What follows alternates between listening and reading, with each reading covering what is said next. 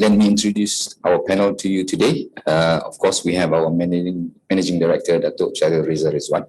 With him is Chief Investment Officer Tengku Datuk Sri Azmil, and as well Chief Financial Officer Farida Bakar Ali. So without much ado, over to you, Datuk.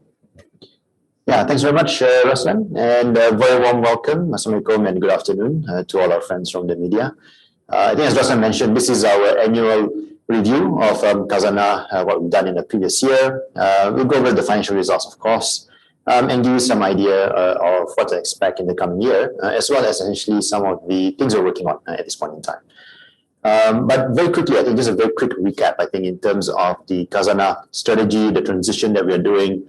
And I think, as you know, in 2018, basically, we decided to take a reset of Khazanah, focus really on a very clear definition between the two functions that we do, which is the commercial investments with a view towards the long-term sustainable returns for Malaysia, and the strategic investments that we do, which are more focused towards developmental activity as well as creating new growth areas for the economy as well.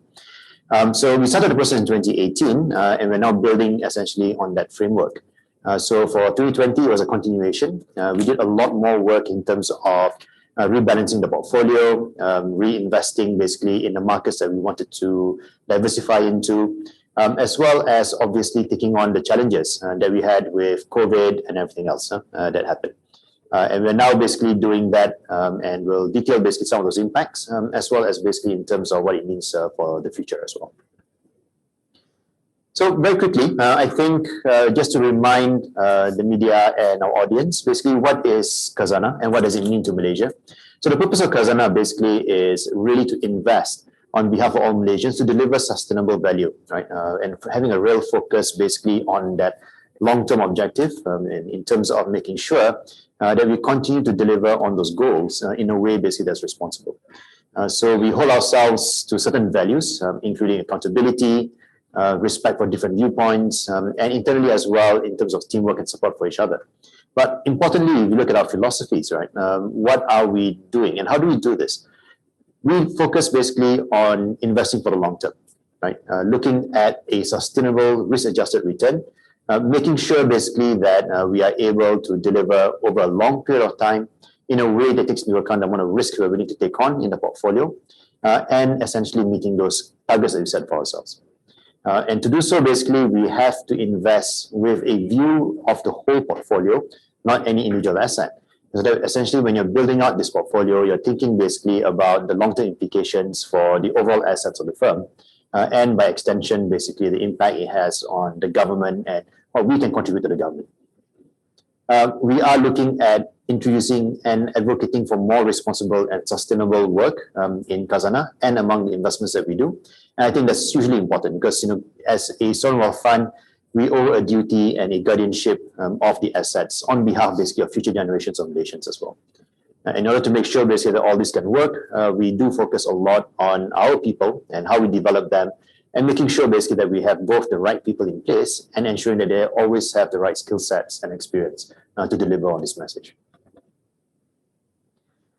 So we'll do a quick overview, as we always do, of the previous year and events basically that dominated the investment environment that we have to work in. And if you look basically at 2020, the one key dominating factor was obviously the COVID pandemic, which is still ongoing and which basically has had major implications to both the real economy as well as basically towards the markets as a whole. Right? Politics, of course, also played a major role. And in the US, for instance, there was a major shift in political alignment at the end of the year. And similarly here in Malaysia as well, right, with a new government in place, having to deal with the global pandemic and basically its impact on the local economy as well. So when we look basically at what's happened in Malaysia, right, quite clearly as part of that impact and response to the impact, the government of Malaysia basically has instituted an unprecedented level of stimulus as well as expenditure to help to reflate the economy. And that's been supported as well, obviously, by a very accommodative OPR and lending environment, basically, in order to try and make sure that the economy can keep moving despite all the setbacks that we see. We won't talk too much about the global oil market and turbulence. I think you're already well aware of that. But what it meant really to the investing environment, basically was that in the first quarter, towards the end of the first quarter of 2020, there was a massive dip in markets, as basically there was a giant sell-off in response basically to the real world economic effects that were being seen by COVID. But what happened subsequently to that essentially was a massive reflation of asset prices as central banks globally responded with liquidity, with a lax environment in terms of lending standards and lending rates, and allowing basically for a reflation of the economy using liquidity as the primary tool. And that's, of course, led to an inflation of asset prices as the liquidity basically moves from the real economy to the markets. And what you're seeing basically is global markets as a whole actually ended the year much better than at the start, despite basically a 20-30% drop that happened in the first quarter of the year. So MSCI Emerging Markets Asia, which is relevant to us because of our investments, especially in China and North Asia, ended the year 26% up year on year. MSCI World, which measures basically developed markets, primarily US, Japan, Europe, and all the rest, was up 14% year on year. By comparison, our KLCI, which measures brute sales performance, was up about 2% year on year. And even then, that 2% basically was primarily concentrated in just a few sectors which did well during this pandemic. Right? You're talking about the glove sector, export-oriented sectors, and all the rest. And really, that was reflected really in GDP growth as well. Right? So Malaysia basically suffered through a couple of lockdowns last year, ended the year basically with negative 5.6% GDP growth. And that compared basically with all over the world, essentially you were seeing most countries registering essentially negative rates of growth, right? As basically the toll of the pandemic really took effect on the real economies of the world. Now, what does that pandemic mean to us, and what did it mean to us in terms of the challenges that we faced in 2020?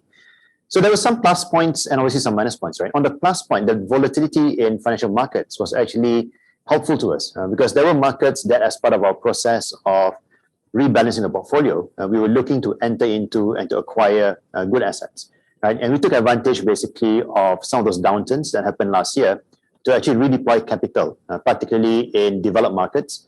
And you'll see the consequence of that. Basically, we were able to essentially materially shift our focus of our investments more towards global assets that took advantage basically of these changes.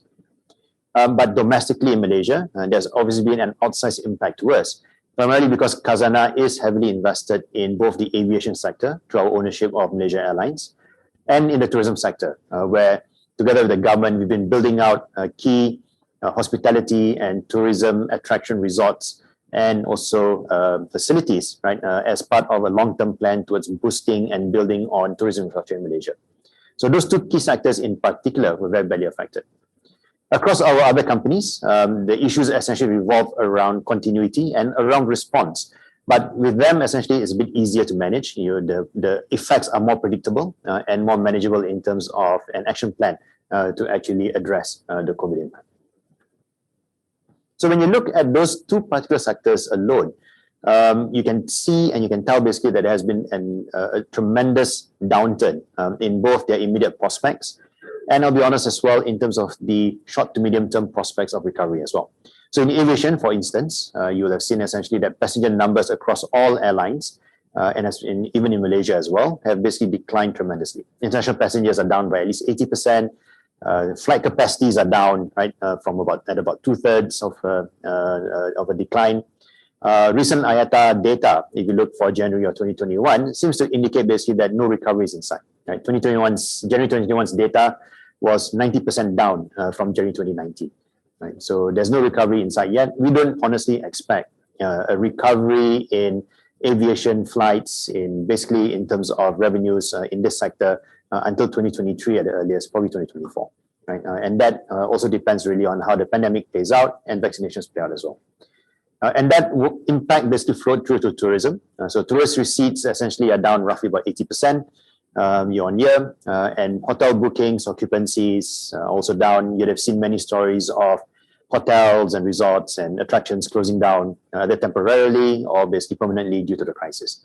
And that's one of the key factors behind those industries really trying to see whether they can work with governments to try and reopen up as fast as possible. And the simple reason basically being that for a lot of players in these industries, right? You're starting to run out of reserves. It's going to be very difficult if this prolongs any further. And closures become more permanent as the crisis rolls on. Despite all that, I'm happy to note basically that we were able to achieve most of what we set out to do in 2020.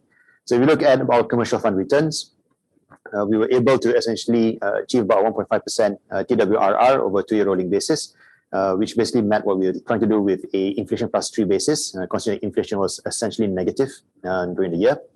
On a strategic fund, apart from the impacts that we had with respect to those particular sectors, we were able to work in terms of protecting and enhancing value through regulatory changes and everything else that we do. On the financial side, I think we had continued success building on what we did in 2019. So OPEX, for instance, we were able to reduce further, and I'll show you basically that net of our assistance on COVID, basically we actually reduced OPEX year on year. Our balance sheet continues to remain very, very healthy. Gross debt basically is down from 45.8 billion to 43.1 billion, despite a challenging year, maintaining our RAV cover at about 3 times. And of course, in addition to that, we continue to invest for the future in terms of basically building on our organizational capabilities, our technology stacks, and basically our data capabilities as well in Khazanah. So if you look at the commercial fund, and I'll break down some details after this for you to look at, essentially we continue to do what we had started in the previous years, which is really about rebalancing between our concentrated risks that we have in pipes, especially in Malaysia, against basically creating a more diversified portfolio that's more resilient, especially in this kind of COVID situation. Right? And we were very disciplined in executing and taking advantage basically of the market volatility that I mentioned earlier, so that we were able to enter into certain key markets at good valuations relative basically to what's happening in the markets at those points in time.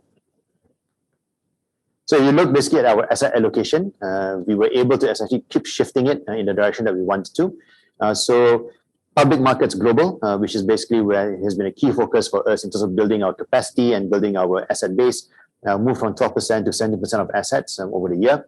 While we were able to reduce partly our exposure to public markets Malaysia from 58% to 50% through rebalancing of the portfolio, as well as essentially partly due to market value changes in the respective portfolios.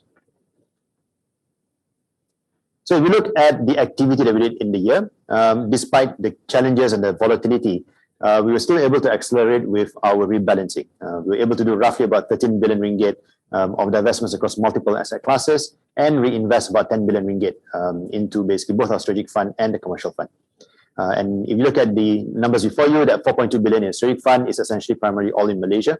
And most of the 5.6 billion that we did in reinvestments in the commercial fund was to really rebalance the portfolio, meaning basically that we were able to do a lot more in the key global markets that we wanted to enter into and capture value there. So if you look at returns by breakdown, right, you can see quite clearly that there's a stark difference in terms of returns. Public markets global basically continue to deliver for us, returning 26% for us in 2020 relative to the Malaysian markets.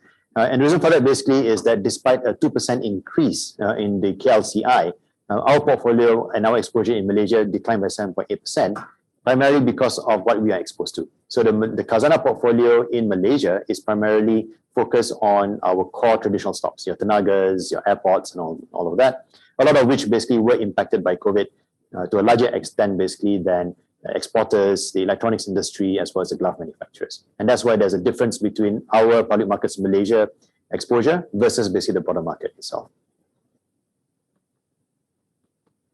So on the strategic fund side, the key here essentially is that last bullet point that you see on the right-hand side. And that's really basically the impact that COVID has had on our portfolio.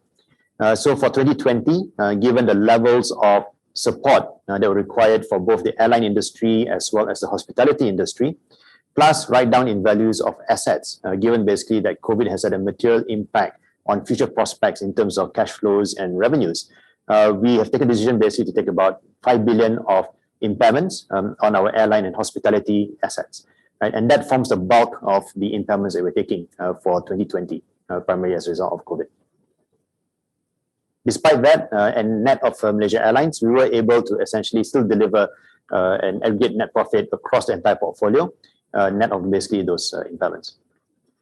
So those impairments, together with basically a fall in value of the Malaysian companies that we hold, basically has led to a 15% decline in the strategic fund RAV, right? And the bulk of that basically is impairments that we've detailed in the previous slide. So on the listed side, basically, if you look, right, Malaysia Airports is understandable, that exposure to aviation basically has led to basically a year of very, very difficult results for Malaysia Airports, and a 22% corresponding decline in share price as markets essentially discount basically any future value in the industry. With Tenaga Nasional, it's a direct impact basically from the various lockdowns and economic slowdowns that we had last year, leading to basically a reduction in consumption of energy, and therefore a fall basically in both revenue and essentially net profits. And that's reflected basically in the share price, which is down about 20%. Conversely, however, you can see basically with TM that they were one of the beneficiaries basically of COVID. And just like all crises, there are companies that will benefit from it, and there are companies basically which are negatively affected by it. So TM was positively affected in terms of perceived excess demand for data and for their services. Plus, we have a new management in place in TM, which is also focused really on the P&L and essentially improving the bottom line. So TM basically showed much better results over the year and was rewarded basically with a 40% increase in share price.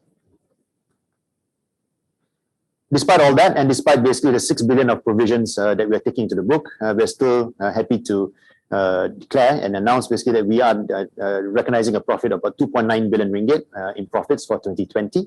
And that is actually fairly good if you actually compare it to previous years of Khazanah's performance, right? So 2019 obviously was a really good year for us with 7.3 billion of profits. 2020, despite 6 billion of provisions, we still got about 2.9 billion of profit, which is still higher than many of the recent years of Khazanah's financial performance prior to the reset in 2018. So on the back of that 2.9 billion of profit that we are recognizing, we have paid dividends of 2 billion ringgit to Government of Malaysia for 2020. And together with all taxes and our contribution to COVID relief and other initiatives from government, the contribution of Khazanah basically to the country for 2020 is roughly about 2.2 billion ringgit. Just touching quickly on the financials, which I've mentioned previously, our OPEX basically is holding steady. If you remember in 2017, 2018, our OPEX was running about 100 million. We took a lot of conscious effort to cut OPEX. It's now down to below 500. And actually for 2020, if you net off the 20 million of COVID contributions that we did, our OPEX is actually down to 470 million, another decline from the 484 million in 2019. And similarly, with the balance sheet, we've been very careful to make sure that we continue to manage the balance sheet well, and we're able to reduce our debt exposure by another 6% from 45.8 billion to 43 billion, meaning that even with the fall in market values of some of our portfolio, our RAV cover is still holding at about 3 times. So in addition to that, I think a lot of work has been done over the last 2 years in terms of properly institutionalizing Khazanah, right? Making sure that we have the right processes and policies in place that will take Khazanah forward essentially as a very long-term institution that effectively can manage the public assets that we hold on behalf of all Malaysians in a manner that fits the objectives that we want to do. So from asset liability management to enterprise risk management to the introduction of ESG screening and implementation, these are all steps which are about making Khazanah as future-proof as possible in ensuring essentially that we continue to deliver over the long term and giving the right risk-adjusted sustainable returns for Malaysians. And that goes also towards our internal architecture. So we are doing a fair amount of investment over the last 2 years and into the future as well about technology stacks and systems that will allow us to better utilize and take advantage of the amount of data that we have so that we essentially keep making good decisions in terms of the portfolio construction that we're doing, as well as making sure that we keep delivering on those returns for the Government of Malaysia and for all Malaysians. I'll touch a bit on the other part of what we do, which is basically talking about the non-financial contribution, right, of Khazanah, right? So under our Yayasan Hasanah, Yayasan Hasanah basically last year spent 98 million on a number of social projects, primarily in education, where the Yayasan Khazanah Scholarship remains one of the most sought after and prestigious scholarships that we offer to Malaysians. And we awarded 64 in 2020. We have a total of 402 scholars under sponsorship. And in addition to basically the work done internally at Yayasan Hasanah, The role of Yayasan Khazanah has also expanded tremendously. And last year, they helped to coordinate more than 100 million ringgit of response from the private sector and other companies that helped the government with COVID aid as well as disaster relief. And that's a role which we see Yayasan Khazanah expanding on and playing more of in the future. And this year, for instance, they're working with the government and with the private sector again to try and bring to fruition basically some of the ideas around the provision of digital into schools and education and everything else, helping as a coordinating body. The Khazanah Research Institute continues to be a thought leader in terms of policy making and policy research, and certainly in terms of providing a balanced view in terms of policy decisions that can be taken with respect to important things, from digital policy to social housing to essentially mobility in society. And these are all reports which basically increasing now. We are also putting onto social media to allow more Malaysians to actually take advantage of and to read and to understand these issues.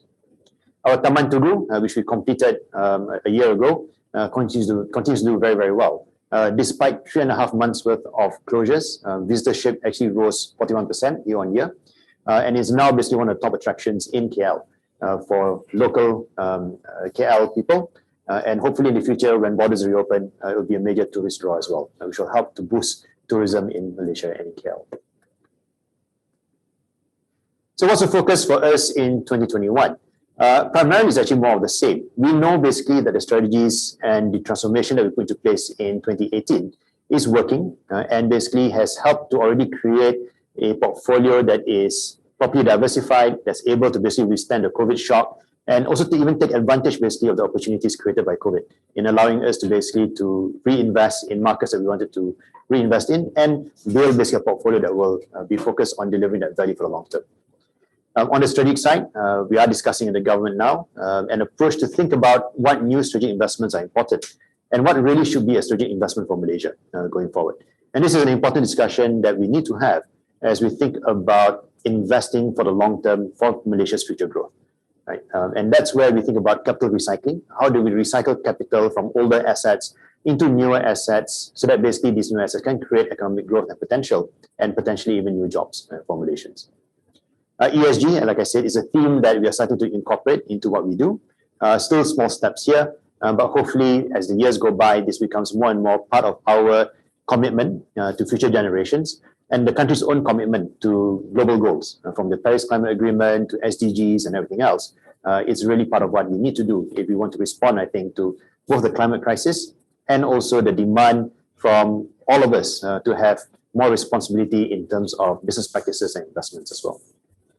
Pillars 4 and 5 are about ensuring that we have both the right structures, digital technologies, and people to ensure that we can keep delivering on pillars 1 to 3 in terms of our strategic priorities. A quick update on Malaysia Airlines, because I know there's always questions about this. And you've seen basically from the announcements and from the process that we've been doing that essentially we have come to a conclusion, a very good conclusion, in fact, as of February, with all the scheme creditors that Malaysia Airlines wanted to discuss with. And it was unanimously supported by all the scheme creditors and approved by the UK court, meaning basically that it allowed us to fundamentally restructure both the balance sheet of the group as well as basically their cost structure going forward.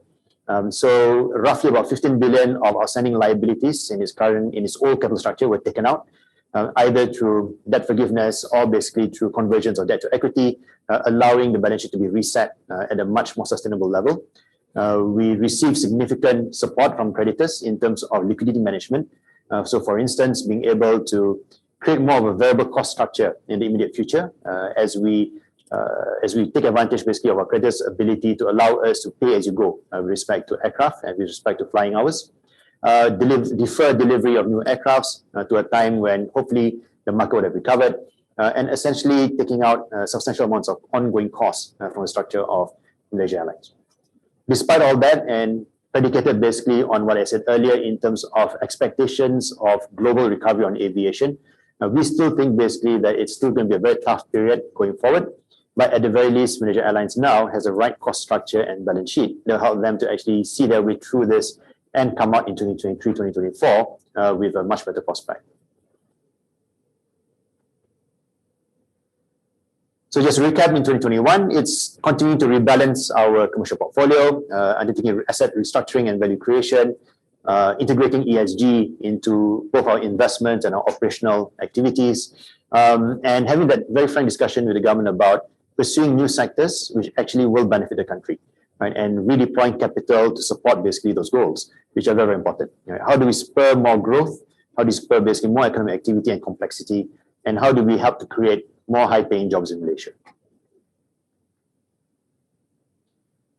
So I'll end here with this summary slide on 2020. So just a quick recap.